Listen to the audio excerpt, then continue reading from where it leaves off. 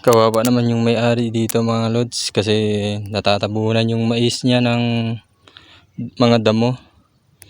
Hindi kasi namamatay sa spray yan kaya ganyan na napabayaan na. Sayang naman itong mga mais kung hindi siya dadamuhan.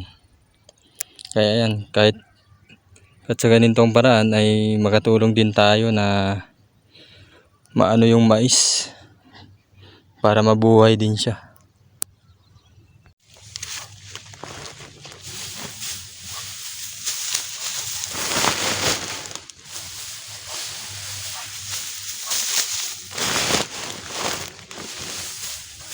Bali, isasako ko na pala ito mga lods.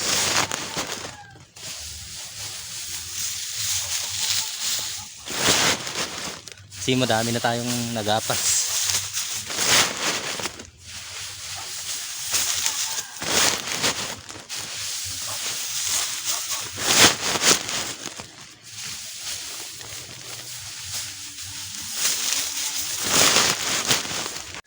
Tapos na pala tayo nagsako ng damo mga lods, kaya bibisita muna tayo dun sa ating maisan para hindi naman siya magtampo.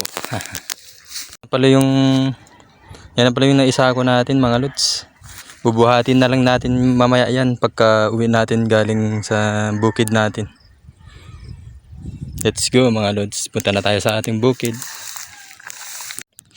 Nandito na pala tayo mga lods sa ating maisan. Itutour ko kayo dito. Medyo bansot pala yung nabaha na mais natin. Bansot siya. Bansot yung mais natin dito sa pinakababa ng ating maisan.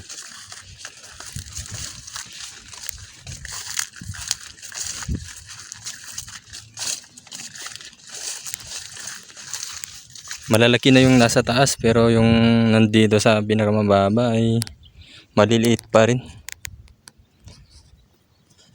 Sayang din yung mga namatay dito mga lods. Bali dito pala sa taas ng ating maisan ay malalaki na siya. Malalaki na sila dito. Pero dun sa pinakababa niya ay dahil nga sa laging nababaha ng tubig ulan, maliit pa sila. Hindi masyadong lumaki.